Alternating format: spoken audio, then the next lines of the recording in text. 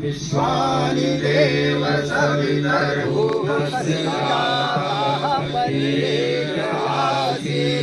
सदा पृथिवीमुते कस्मै देवाय विषाभिधेमात्मता बलदायस्य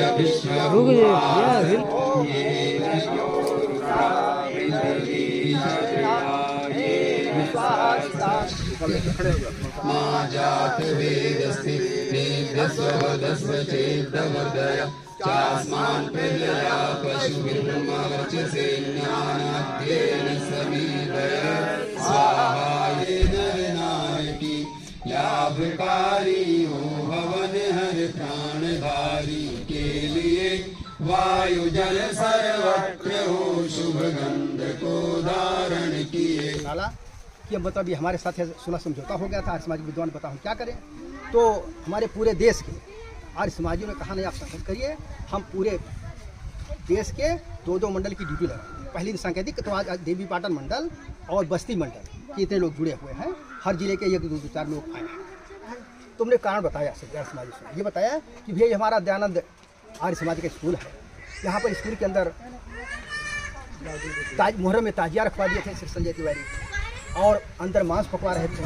किसी ने विरोध नहीं किया, लेकिन चूंकि हमको नौकरी इसलिए मिली थी इसलिए हम थोड़ा विरोध किया और पुलिस को, एसपी को, डीएम को फोन करके हटवाने का निवेदन किया। और उस पर श्री विजयेंद्र राय सीओ सिटी जो थे वो दल बल के साथ पहुंच करके उसको हटवाए। फिर जब हम ये बांग्लादेश हिंसा के विरोध में एक कार्यक्रम आयोजित किया तो हमको नोटिस दे दिए ये कि आप कई बिंदु रखते हो कि आप क्लास नहीं पढ़ाते हैं और बिना हमारी अनुमति के सामाजिक धार्मिक कार्य क्यों करते हैं तथा बांग्लादेश संबंधी सूचना क्यों इधर उधर डालते हैं। तिवारी जी, जैसे उनका कहना है ये है कि आप मेडिकल पे थे, बेड रेस्ट, आपने मेडिकल में जो लगाया बेड रेस्ट, तो कोई बेड रेस्ट व्यक्ति कैसे दूसरे दिन आंदोलन कर सकता है? जब वो बेड रेस्ट है तो कैसे वो आंदोलन कर सकता था, कैसे आंदोलन कर सकता है, कैसे वो नारेबाजी कर सकता है, ये उनका कहना था। जी सही कहा। जब वो 1 घंटे कार्यक्रम था, केवल मात्र 1 घंटे कार्यक्रम था, तो उसके लिए हम लोगों ने ही बुला लिया था, हम लोग घर से ले आए थे इनको। आप राष्ट्रीय धारक दल के अध्यक्ष जी हैं ना? ये ऐसा है, किसी के घर में डॉक्टर ने हमको लिख दिया कि भैया बेड रेस्ट करो 4 दिन 10 दिन 15 दिन, तभी अचानक घर में आग लग जाए। हम सोचे कि भैया बेड रेस्ट डॉक्टर ने बोला है, तुम पढ़े तो जलकर मर। तो व्यक्ति कूद करके भागेगा, पता नहीं कितना तेजी से भागेगा अपना जान बचाने के लिए। तो मैं बेड रेस्ट पर था, लेकिन मैं 12 तारीख से 11 को दिखाया मैंने, फिर ये नहीं था। एम्स के आरोप लगा रहे हैं कि इनकी बेटी ने मेडिकल बना दी, बेटी नहीं बनाए हैं। बेटी के हॉस्पिटल में एम्स दिल्ली के हृदय रोग विशेषज्ञ डॉक्टर क्षितिज प्रसाद जी आए थे, इस समय फॉरेन में है। उन्होंने हमको देखा, कहा कुछ बेड रेस्ट कर लीजिए आप ठीक हो जाए, उन्होंने दवा भी लिखा, बेड रेस्ट था। लेकिन दूसरे दिन उनको नोटिस दे दिया। तो जैसे आग वाली घटना मैंने बताया तो हमारे बच्चे मर जाते हैं, तो मैं इधर उधर दौड़ता फिर रहा हूँ, तब तक दौड़ूंगा। ये मांस वाली घटना का दिनांक नहीं मालूम है कि किस सन में हुआ। हाँ, तो ये अचानक मांस वाली घटना कैसे उठ गई? जैसे मान लीजिए बहुत पहले उठना चाहिए, जैसे 10-5 साल पहले का है तो पहले उठना चाहिए मामले का। हाँ, अचानक क्या उठ गया? इसका कार्य यह है कि संजय तिवारी स्वयं सचरित व्यक्ति है। मेरा, मैं सच बोलता हूँ ना, वो गुटखा तक नहीं खाता है, मांस शराब खाना तो दूर। इसलिए जब यह घटना हुई थी तो मैंने सोशल मीडिया पे यही डाला था कि प्रबंधक जी के प्रयास से हटा दिया गया। कहे बदनामी हमारे विधायक प्रबंधक है, ऐसे श्रद्धा जब हटवाया गया, मैंने यह कहा प्रबंधक जी को फोन किया गया, वो अपने प्रयास से वो हटा दिया, बात खत्म हो गई थी। लेकिन जब हमको ये जो है बांग्लादेश वाली घटना को लेकर के हमको जब मतलब नोटिस दे दिए तो हमने उनकी कमी को हम भी उजागर कर लिए। जय हो योगी राज श्री कृष्ण महाराज की जय हो, महर्षि दयानंद सरस्वती की जय हो। समाज नामक संस्था की स्थापना हुई तो राज्य आर्य सभा एक राजनीतिक दल, उसकी भी स्थापना हुई। विद्या आर्य सभा की स्थापना हुई और धर्म आर्य सभा की स्थापना हुई।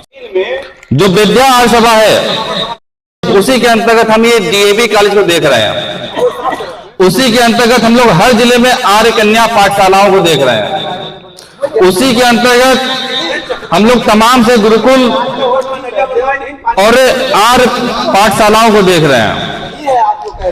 उस समय में जिस समय में सारे गुरुकुल समाप्त कर दिए गए थे अंग्रेजों के शासनकाल में, लॉर्ड मैकार्डे ने सारे गुरुकुल समाप्त करवा करके केवल कॉन्वेंट शिक्षा व्यवस्था भारतीयों के लिए रखी थी, ताकि वे सकल सूरत से तो भारतीय हो पर दिमाग से अंग्रेज हो जाएं।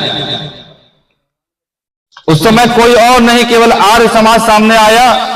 विद्या आर्य सभा के माध्यम से हर जनपद में अनेक विद्यालय खोले गए, बालिकाओं के लिए अलग विद्यालय खोले गए और बड़े पैमाने पे भारतीय शिक्षा व्यवस्था और भारतीय शिक्षा पद्धति की प्रचार प्रसार किया गया।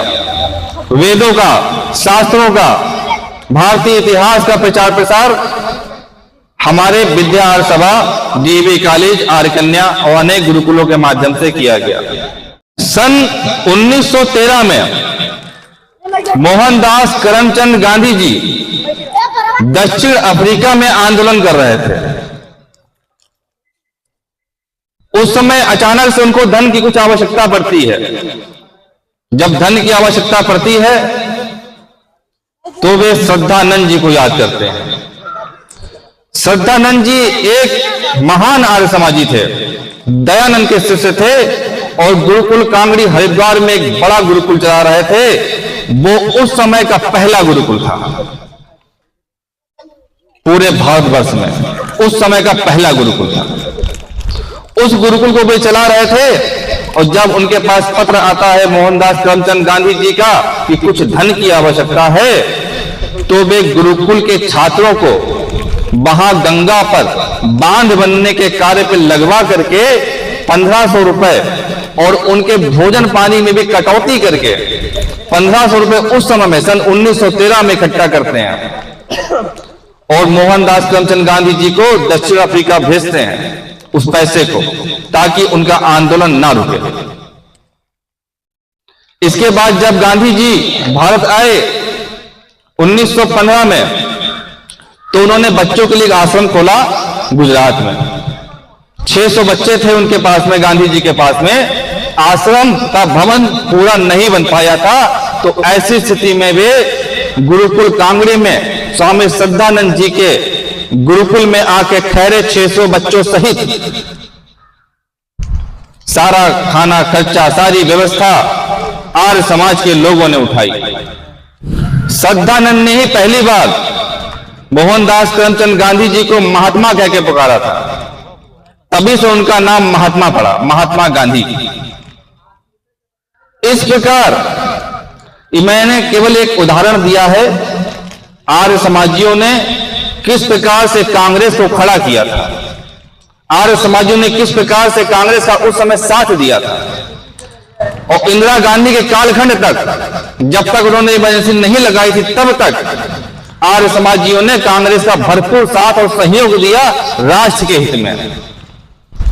जबकि राज्य आर्य सभा उनकी अपनी राजनीतिक पार्टी थी, फिर भी उन्होंने कांग्रेस का साथ इसलिए दिया क्योंकि वह उस समय व्यापक थी और राष्ट्र के हित में उस समय कुछ ना कुछ कार्य कर रही थी और अंग्रेजों से देश को स्वतंत्र कराना था।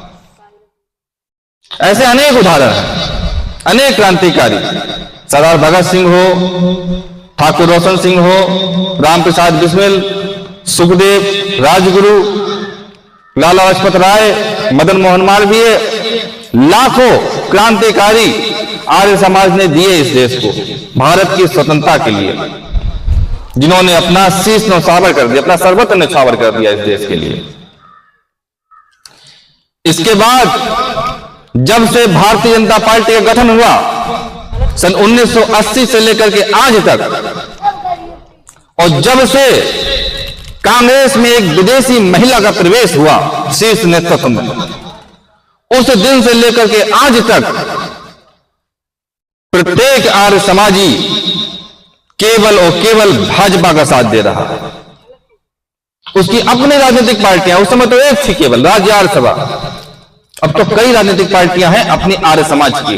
राज्य आर्य सभा है, राष्ट्र निर्माण पार्टी है, सर्वजन हित पार्टी है, और 99% आर्य समाजियों ने केवल और केवल भाजपा का साथ दिया है, भाजपा के साथ खड़े रहे हैं तन मन और धन से, और उसका परिणाम क्या होता है ये बहुत ही चिंतन और मनन करने का विषय है। आर्य समाज के संस्थानों पर कब्जे होते हैं, आर्य समाज पर कब्जे होते हैं, आर्य समाजी पीड़ित होता है, तो हमारे भारतीय जनता पार्टी के नेता ज्यादातर साथ नहीं देते हैं। हम अपना सब कुछ लुटाते हैं उनके ऊपर। शायद ही कोई ऐसा हिंदू संगठन होगा, शायद ही कोई ऐसी कोई बिरादरी होगी हिंदुओं की जो लगातार 40 सालों से भाजपा के साथ खड़ी हुई। सबने विरोध किए, केवल आर्य समाज ऐसा एक संगठन है जिसने कभी आज तक विरोध नहीं किया है और उनका बराबर साथ दिया है, पर फिर भी हम उपेक्षित रह जाते हैं। तो इसलिए आत्मचिंतन की आवश्यकता है, हम सबको एकजुट होने की आवश्यकता है, हम सबको आर्य समाज के सिद्धांतों पर अड़िग रहने की आवश्यकता है, हम सबको अपना शक्ति प्रदर्शन दिखाने की आवश्यकता है। आर्य समाज के संसाधन आर्य समाज के लिए हैं, आर्य समाज की संस्थानें केवल वैदिक धर्म के प्रचार प्रसार के लिए हैं, भारतीय सभ्यता संस्कृति के प्रचार प्रसार के लिए। हमारी ही निष्क्रियता, हम खुद उतने एक्टिव नहीं कि आज महर्षि कणाद की जगह न्यूटन पढ़ाया जाता है। हम सबको पुनः एकजुट होकर के अपने संस्थानों के लिए, अपने समाज के लिए संघर्ष करना होगा। मदन मोहन मालवीय जी कहते थे, उन्होंने कहा था कि जब तक आर्य समाज चल रहा है तब तक हिंदू खड़ा है, और जिस दिन आर्य समाज खड़ा हो जाएगा उस दिन हिंदू बैठ जाएगा, और जिस दिन आर्य समाज बैठ गया उस दिन हिंदू लेट जाएगा, और जिस दिन आर्य समाज लेट गया उस दिन हिंदू मर जाएगा। ऐसा इसलिए था क्योंकि आर्य समाजों ने सदा ही बड़ा संघर्ष किया इस राष्ट्र के लिए, सनातन के लिए, धर्म के लिए, और उनका कथन एकदम सत्य था। और आज हम उसको देखते हुए प्रतीत कर रहे हैं, जिस प्रकार से जैसे जैसे आर्य समाज निष्क्रिय होता चला गया, वैसे वैसे देखिए किस प्रकार से अफगानिस्तान हिंदुओं से खाली हो गया, किस प्रकार से पाकिस्तान पूरी तरह से खाली करवा लिया गया हिंदुओं को, एक एक हिंदू वहां पर चुन चुन के मार दिया गया। बांग्लादेश में देखिए किस प्रकार की स्थितियां बनी हुई हैं, सब लोग प्रचार कर रहे हैं अपना अपना, कम्युनिस्ट शक्तियां अपना प्रचार कर रही हैं, ईसाई मिशनरियां जगह जगह चंगाई सभा लगा के ईसाइयत का प्रचार कर रही हैं। हम क्या कर रहे हैं? हम अपने संस्थानों को नहीं बचा पा रहे हैं, हम प्रचार क्या करेंगे? आप सशक्त नहीं हैं, आप अपनी बातों को मजबूती से रख नहीं पाते हैं, आप अपनी मांगों को मजबूती से मांग नहीं पाते हैं। और यदि कोई आर्य समाजी, बहुत बड़े दुख की बात है, बहुत बड़े पीड़ा की बात है, किसी भी क्षेत्र में किसी भी स्थान पे कोई आर्य समाजी डट करके मुकाबला करता है, डट करके प्रचार प्रसार करता है, तो उसका साथ देने वाले उनको आप उंगली पे गिन सकते हैं। कोई व्यक्ति खड़ा है, आर्य समाज के लड़ रहा है, धर्म का प्रचार कर रहा है, संस्थानों को बचाने का प्रयास कर रहा है, तो हजारों की संख्या में हमें जुट जाना चाहिए, हजारों की संख्या में। कारण क्या है? जो वैदिक धर्म के प्रचारक थे उनकी संख्या लगातार समाप्त हो रही है, वे अपने संख्या बल पे, अपना प्रचार प्रसार पे काम ही नहीं कर रहे हैं, अपने बच्चों को संस्थानों से जोड़ ही नहीं रहे हैं।